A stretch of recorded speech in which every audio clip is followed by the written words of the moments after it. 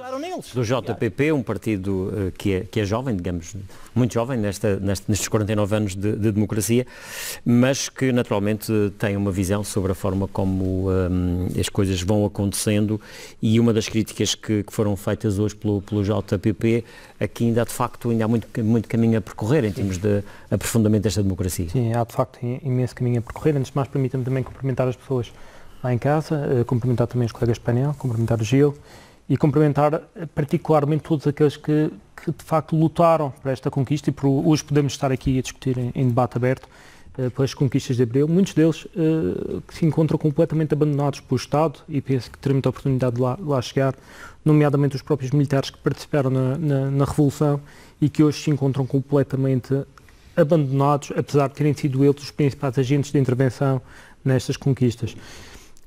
E permita-me começar, se calhar, a falar da evolução democrática que aqui falávamos. A liberdade e a democracia são, de facto, valores que estão em constante evolução, que têm de ser reconquistados todos os dias, e passando para a avaliação da situação pós 49 anos. Eu primeiro gostava também de fazer uma referência positiva ao discurso do deputado Carlos Rodrigues na Assembleia, que questionou o percurso dos 49 anos, quer na região, quer na República, e de certa forma deu uma bufetada de luva branca, fez uma inteligente crítica a ambos os governos, embora nunca tenha referido nenhum deles, mas de facto é importante refletir sobre os valores atuais. Como é que, ou seja, 49 anos... o Rafael não nos faz da intervenção de Carlos Rodrigues, é que também havia ali críticas ao governo regional. Claro, houve ali uma crítica, e críticas inteligentes, que bastava mudar, se calhar, o alvo preferencialmente direcionado. Claro que sim. Quando fala, por exemplo, que somos obrigados a pensar da mesma forma para sermos chamados progressistas, penso que foi esta a questão retirada, eu anotei esta frase, lembrando-nos claramente de um presidente do governo regional a menosprezar manifestantes e a dizer: aqui quem manda sou eu, vamos fazer isto do a quem doer, custa quem custar. Claro que nós refletimos logo estas palavras no discurso do Sr. Deputado Carlos Rodrigues, refletimos também, por exemplo, aquelas declarações de Pedro Calado, quando era vice-presidente do Governo, quando dizia que, também terei aqui a frase, que temo que o aparecimento de mais partidos, a proliferação do excesso de democracia, dê resultados negativos. Portanto, claramente há aqui um déficit democrático, como falávamos ainda há pouco, que continua por resolver. E existem outros problemas. 49 anos depois continuamos a estar na cauda da Europa, o país e a região, em termos de desenvolvimento económico. Continuamos com o nosso nome manchado por casos de corrupção. Continuamos a ter a vergonha de alguns casos, como o caso TAP, o caso Freeport, o caso Banif, o caso BES, o Cuba Livre aqui na Madeira. Portanto, continuamos a ter um longo percurso em termos também de garantias, de direitos conquistados, de valores conquistados em Abril, que, como sabemos cá, foram duplamente importantes, dadas as conquistas da autonomia e dada a implementação dos órgãos de governo próprios na região. Há só uma frase que eu gostava de tirar, e que está na Constituição da República, que diz que a Revolução restituiu aos portugueses os direitos e liberdades fundamentais. E acho que é preciso refletirmos sobre isto. Se estaremos a falar, de facto, em direitos, ou que os madeirenses terão os seus direitos salvaguardados quando estão numa lista de espera com 118 mil casos médicos a aguardar por uma solução, quando somos obrigados a nos deslocar dentro do nosso país, e para isso temos de pagar 400 ou 500 euros por uma passagem aérea, sem qualquer tipo de alternativa marítima, quando temos os nossos direitos constitucionais até não são salvaguardados pelos valores que foram conquistados há 49 anos atrás. Rafael Nunes, a qualidade da nossa democracia tem muito ainda para, de facto, evoluir? Sim, temos sempre caminho a evoluir, e a nossa, em especial, acho que temos um grande caminho a seguir. Falou-se aqui em transparência dos atos administrativos. Eu nem preciso de ir há 40 anos atrás, nem há 30, nem há 20. Ainda a semana passada nós temos de impor ou colocar uma ação em tribunal para termos acesso a relatórios públicos e a dados públicos que deveriam ser efetivamente públicos. A partir do momento em que existe um governo com uma postura, e perdão uma expressão, mas é esta mesmo, com uma postura autocrata e prepotente, que acha que os seus dados e os seus relatórios portanto, as suas faturas até só assim pertencem, e só eles é que realmente podem gerir isso, quer dizer, não evoluímos muito mais a partir daí. Mas o JPP também tem poder aqui na Madeira, como sabemos, numa Câmara. E tem essa postura? A questão é mas a questão é quantos processos neste momento foram levantados, neste caso pela oposição camarária, por falta de transparência. Eu não conheço. Podem existir, eu não conheço. A minha questão é, falou-se também aqui na crise da saúde.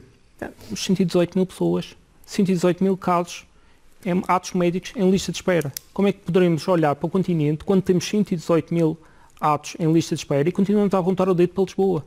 Como é que conseguimos continuar a falar da prosperidade económica quando temos 74 mil pessoas, muitas delas empregadas, mas que não saem daquele limite do risco de pobreza? Como é que podemos continuar a apontar o dedo para fora quando temos esta evolução aqui dentro? E há aqui uma questão, eu não sei se vamos ter a oportunidade de ter uma nova ronda, portanto, eu se calhar... Podemos ainda voltar a ter, estamos a caminhar...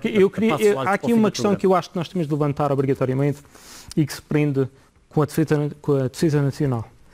Nós sabemos que o 25 de Abril foi uma revolução profundamente militarizada e nós não podemos deixar de passar esta oportunidade sem fazer uma retrospectiva ao estado das Forças Armadas Portuguesas. Nós temos um caso, por exemplo, do navio Mondego, que levantou, que foi a chacota a nível nacional, mas nós temos neste momento um exército completamente decrépito, uma armada completamente obsoleta, e nós temos neste momento um grave desprezo pelas Forças Armadas. Ainda há pouco ouvi falar de sargentos do quadro que optam por sair do exército para outras atividades, nomeadamente turismo, que dão mais dinheiro, rendem mais. E neste momento temos um exército completamente abandonado que nem consegue garantir a soberania das nossas águas, e isto acho que é importante de ressalvar num debate sobre o 25 de Abril, que ninguém tem vindo a falar. E há outra questão também que gostava de falar, que era os direitos aos militares que deram a sua vida ou que deram parte e que combateram no ultramar ao serviço do Estado Novo. Continuam a aguardar pelo direito fundamental à saúde, obviamente os que sobreviveram, como é natural, os que lá ficaram, infelizmente, muitos deles nem foram recuperados, continuaram lá, continuam em terras africanas. Muitos deles por razões de idade e muitos por razões de deficiência continuam a ser completamente negligenciados, não têm cuidados, foram-lhes prometidas próteses, foram prometidas muletas, foram prometidas medicamentos, nada. O Estado não compartilhou em nada, não cumpriu com estas pessoas.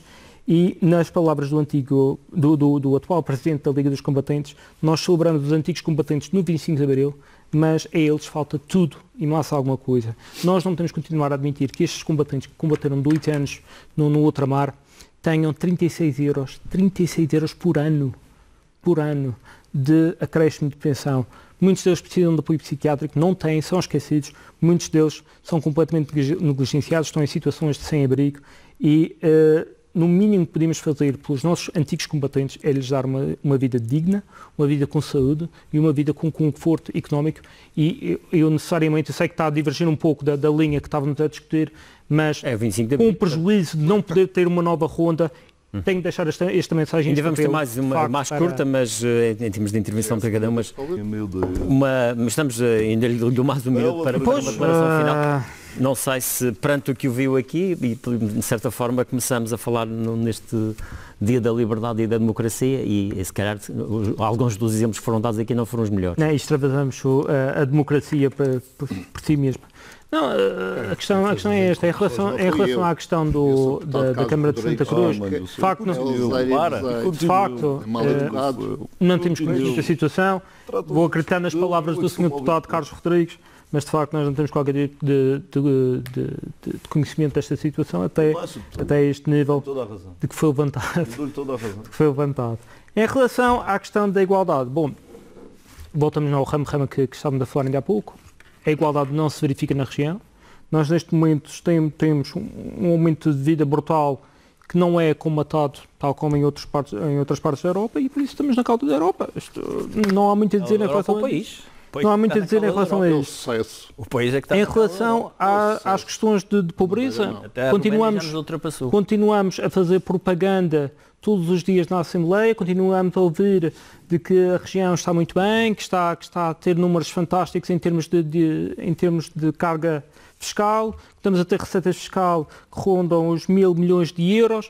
De facto, esse valor nunca chega aos cidadãos e isso é uma crítica que temos de deixar. Nós não podemos continuar a ver 74 mil pessoas em risco de pobreza e depois verificarmos a presença, e amanhã de certeza que ouviremos isso no próximo debate com o secretário regional das Finanças, de que a região consegue arrecadar uma receita de 1.000 milhões de euros, mas de facto, uma vez mais, para as obras do regime, as obras do Betão e do Alcatrão, que nada trazem à população, ou pouco têm trazido à população, particularmente os elefantes brancos, de que tanto... Rafael Nunes, Jacinto Serrão, Carlos Rodrigues e Lopes da Fonseca, resta-me agradecer a vossa presença. É o ponto final nesta edição.